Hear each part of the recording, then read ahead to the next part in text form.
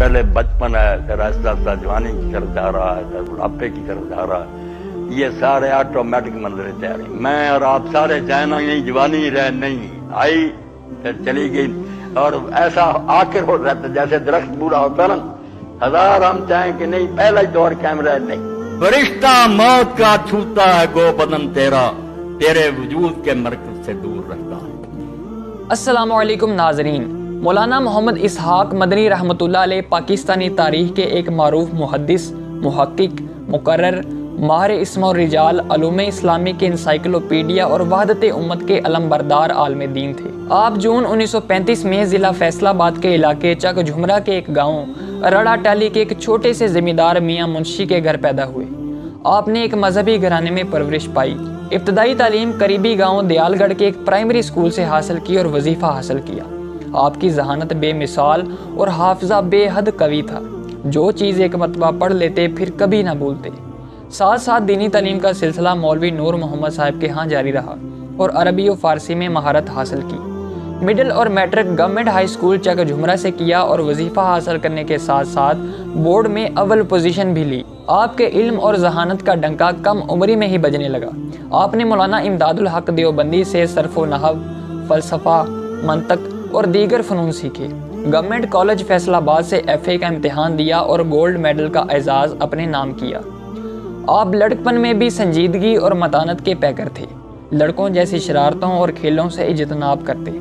تعلیم کی طرف فطری رغبت، خدا داد ذہانت اور یادداشت نے سب کو ورطۂ حیرت میں ڈالے رکھا۔ اسکول کے زمانہ ہی سے دل و دماغ دینی تعلیم کی طرف مائل تھے اور کتابوں کو آپ نے اوڑھنا بچھونا بنائے رکھا۔ جس بھی ادارے یا استاد سے پڑھے وہاں کی لائبریریوں کو پی گئے۔ آپ مطالعے کے اس حد تک شوقین تھے کہ گاؤں میں اپنی زمین میں ہل چلا رہے ہوتے اور ساتھ ساتھ ایک ہاتھ میں کتاب ہوتی اور مطالعے کا سلسلہ بھی جاری رہتا۔ تھوڑی سی زمین، گھر میں مفلسی کے ڈیرے اور نوجوان محمد اسحاق پڑھنے کا شوقین، صاف ستھری عادات اور نیک باعمل مسلمان کے طور پر جانا جاتا تھا۔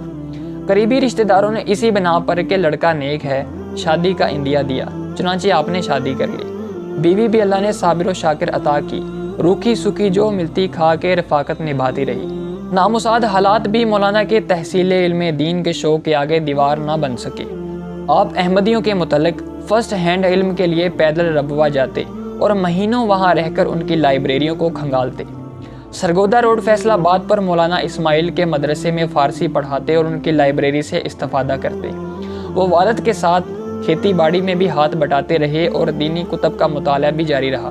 ساتھ گاؤں کی مسجد میں جمعہ بھی پڑھاتے۔ دینی کتب کو سمجھنے کے لیے عربی، فارسی، اردو اور انگریزی پر عبور حاصل کیا۔ زبان و ادب میں مہارت حاصل کی اور تحقیقی میدان میں داخل ہو گئے۔ آپ کے والد کی خواہش تھی کہ آپ بیرسٹر بنتے۔ دوستوں نے CSS کا امتحان دینے کا مشورہ دیا۔ مولانا صاحب خود فرماتے کہ اگر میں آرمی میں جاتا تو ضرور جنرل ہوتا، لیکن انہیں تو دینی علوم سے جنون کی حد تک عشق ہو گیا تھا۔ آپ سید ابو العلا مودودی کی جماعت اسلامی کے اجتماعات میں شرکت کرتے اور خطبات بھی دیتے۔ لڑکپن میں بھی عالم یہ تھا کہ ہر چوک میں آپ کے مناظرے ہو رہے ہوتے تھے۔ مولانا اسحاق اتحاد امت کے حامی اور دائی تھے۔ مختلف دینی مسائل پر وہ اپنے ایک منفرد پرجوش انداز سے کلام کرتے تھے۔ مولانا اسحاق پاکستان کے ان محقق علماء دین میں سے تھے جو اہل روایت ہونے کے ساتھ ساتھ شاندار دانش بھی رکھتے تھے اور شریعت کے مختلف مسائل پر کلام کرتے وقت نہ صرف صحیح روایات پر استدلال قائم کرتے بلکہ اس سلسلے میں عقلی دلائل سے بھی حاضرین کو قائل کیے بنا نہ رہتے۔ مولانا اسحاق جذبات کے ساتھ ساتھ دلائل بھی قوی رکھتے تھے۔ یہی وجہ تھی کہ انہیں شیعہ، سنی سمیت تمام مکاتب فکر میں نمایاں مقام حاصل تھا اور لوگ ان کے خطبات بڑے انہماک سے سنتے۔ 1983 تک وہ گاؤں کی مسجد میں خطابت کرتے رہے۔ بعد ازاں وہ فیصل آباد جامع مسجد کریمیہ میں ذمہ داری ادا کرنے لگے۔ ان کی شہرت دور دور تک پھیل گئی۔ بہت سے لوگوں نے ان کے خطبات جمعہ سے متاثر ہو کر اپنے عقائد کی اصلاح کی۔ مولانا اسحاق اتحاد امت کے زبردست مبلغ تھے۔ وہ کسی مسلک کو بھی شدت سے رد نہیں کرتے تھے۔ یہی وجہ تھی کہ آپ کے احباب میں سبھی مسالک کے لوگ تھے۔ مولانا کہا کرتے تھے کہ مذہب نہیں سکھاتا آپس میں بیر رکھنا، میرا پیغام محبت ہے جہاں تک پہنچے۔ کوئی گستاخ نہیں نظر آیا، کوئی گمراہ نہیں نظر آیا۔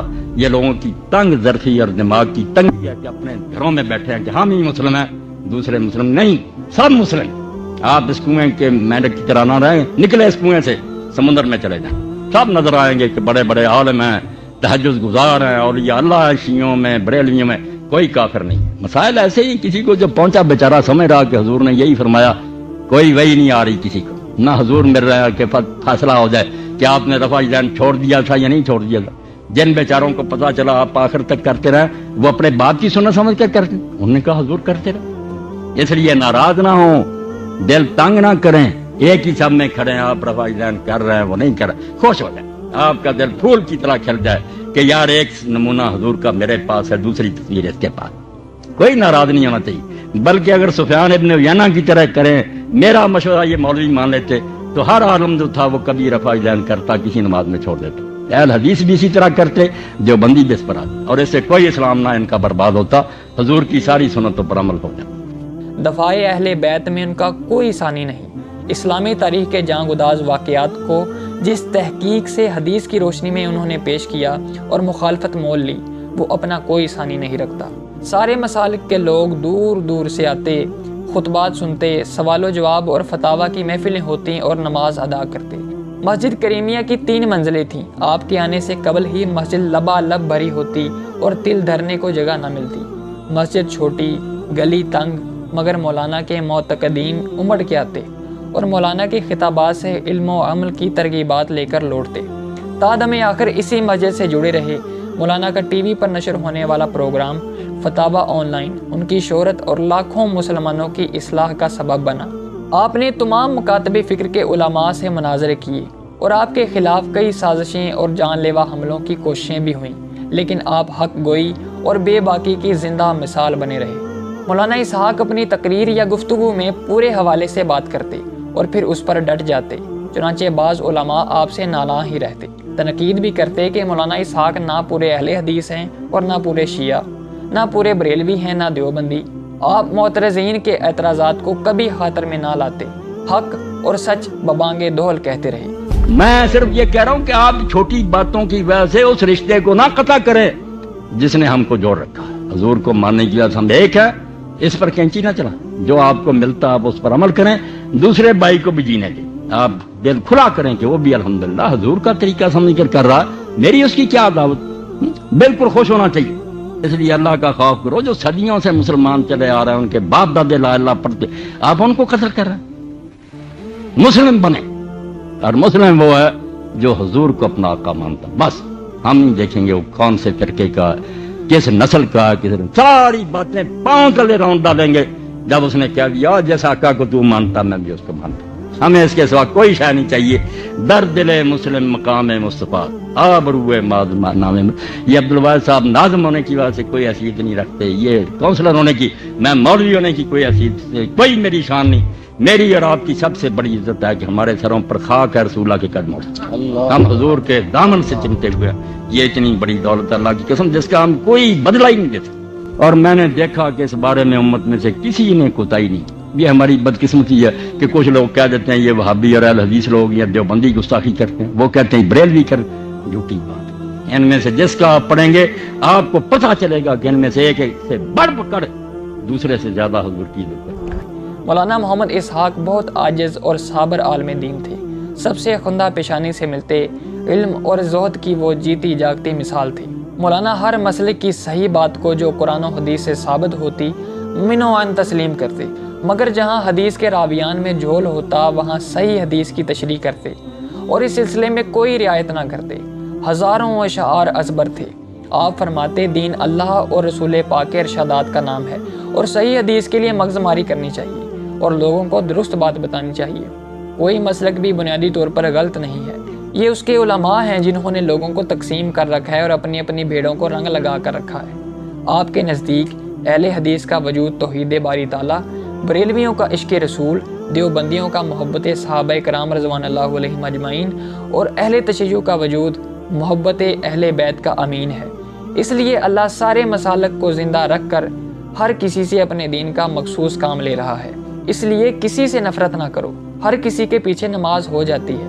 غرض مولانا ساری عمر امت کو جوڑنے میں لگے رہے۔ آپ کی بے مثال تصانیف میں وحدت امت، مقصد حسین، احکام عید و قربانی، خطبات اسحاق اور دیگر کئی کتب شامل ہیں جو وسائل کی عدم دستیابی کی وجہ سے ابھی تک منظر عام پر نہ آ سکیں۔ مولانا اسحاق رحمۃ اللہ علیہ ایک عظیم آدمی تھے۔ دور حاضر میں ان جتنا بڑا عالم کوئی دوسرا نظر نہیں آتا، لیکن لوگوں نے صحیح معنوں میں ان کی قدر نہ کی۔ آپ نے پوری زندگی دین کے لیے وقف کر دی۔ عبادت گزار بھی تھے اور تہجد گزار بھی۔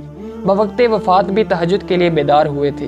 معمول تھا کہ رات کے تیسرے پہر بیدار ہوتے، غسل کرتے، اپنے لیے اور اپنی اہلیہ کے لیے چائے خود بناتے، دونوں چائے پی کر نوافل ادا کرتے۔ وقت وفات بھی اسی معمول کے مطابق اٹھے، مگر طبیعت نے ساتھ نہ دیا۔ روشنی بجھا کر دوبارہ لیٹ گئے اور پھر یہ نفس مطمئن اطمینان سے اپنے رب کے حضور پہنچ گیا۔ اور یہ بات ثابت ہو کر رہے گی کہ یہ سرائے دہر مسافر ہو بخدا کسی کا مکان ہے۔ جو لوگ مقیم تھے کل یہاں، کہیں آج ان کا نشان ہے۔ چلے گئے، اور ہمارا بھی حال یہی ہے کہ ہم بھی کسی دن جانے والے ہیں۔ ہزار آنکھیں بند کریں مگر وقت آئے گا کہ موت ہمیں اس دنیا سے جبرن لے جائے گی۔ اور بات وہی ہوگی جو شاعر نے کہی ہے، لائی حیات آئے قضا لے چلی چلے، نہ اپنی خوشی سے آئے نہ اپنی خوشی چلے۔ کوئی اپنی مرضی سے پیدا نہیں ہوتا، اور اگر ایک لمحہ بھی چاہے نا کہ میری زندگی لمبی ہو جائے، نہیں ہو سکتا۔ بہت سے چلے گئے اور باقی جانے والے ہیں، مگر جو انسان کے لیے سب سے بڑی بات ہے کہ وہ سوچے کہ میں کہاں سے آیا تھا، کیوں آیا تھا، اب کدھر جا رہا ہوں۔ اس بارے میں بہت لوگ جو آنکھیں بند کیے ہوئے ہیں، جیسے میں نے مثال دی، شکلیں ان کی انسان کی، ان کی کھوپڑیوں میں اللہ نے عقل پیدا کی ہے، مگر اس سے سوچنے کا کام نہیں لیتے۔ کمر باندھے ہوئے چلنے کو یہاں سب یار بیٹھے ہیں، بہت آگے گئے، باقی جو ہے تیار بیٹھے۔ کون رہے گا ہمیشہ یہاں؟ تو جو یہ نہیں سوچتا، غور نہیں کرتا کہ پھر کدھر جائیں گے، وہ نہیں انسان بن سکتا۔ وہ ڈگری ہولڈر ہوگا، اسے آپ پی ایچ ڈی بنا دیں، چیئرمین بنا دیں کارپوریٹ، سب سے بڑا کرپٹ ہوگا۔ وہ بدماشی کے اور زیادہ لوٹنے کے طریقے سوچ لے گا، نیک نہیں ہو سکتا۔ مسئلہ تو اصل میں یہی ہے کہ لوگ اگر یہ سوچنا شروع کر دیں کہ ہمیں کس نے دنیا میں بھیجا ہے، کیوں بھیجا ہے، اور مرنے کے بعد کیا ہوگا۔ اب ہمارے جو ادارے ہیں علوم کے، یونیورسٹی اور کالج، وہاں لوگ بایولوجی وغیرہ پڑھتے ہیں کہ جرثومہ پیدا ہوا، اس سے انسان پیدا ہوا، اس چکر میں پڑے ہوئے کسی کو پتہ نہیں کیسے پیدا ہوا۔ مگر جو کسی دانشور نے بات کہی کہ خیرت مندوں سے کیا پوچھوں کہ میری ابتدا کیا ہے، کہ میں اس فکر میں رہتا ہوں میری انتہا کیا ہے۔ دنیا میں زندگی اس طرح گزارو جیسے کوئی مسافر ہوتا ہے یا پردیسی ہوتا ہے، اس میں دل نہ لگاؤ۔ یہ پتہ نہیں کس وقت تمہیں چھوڑنا پڑ جائے۔ یہ جہان ہمیشہ رہنے کے لیے کوئی نہیں آیا، چلے جانا ہے۔ اس لیے تیاری کرو اس دنیا کے لیے جہاں ہمیشہ جا کر رہنا ہے۔ تو اس کے لیے سوچ و بچار کی ضرورت ہے کہ آدمی سوچے کہ میرے اپنے عزیز و قریب دوست احباب میں سے کتنے چلے گئے اور کتنے ہیں جنہوں نے جانا۔ اس بارے میں اگر غور و فکر انسان شروع کر دے تو اس کی زندگی کا رخ بدل جاتا ہے۔ آپ 28 اگست 2013 میں 78 سال کی عمر میں اس دار فانی سے کوچ کر گئے۔ ناظرین، آپ کو ہماری یہ ویڈیو کیسی لگی؟ کامنٹس میں اپنی قیمتی رائے سے ہمیں ضرور آگاہ کیجیے گا۔ ویڈیو پسند آئی ہو تو ویڈیو کو لائک کر دیجیے گا۔ جزاک اللہ۔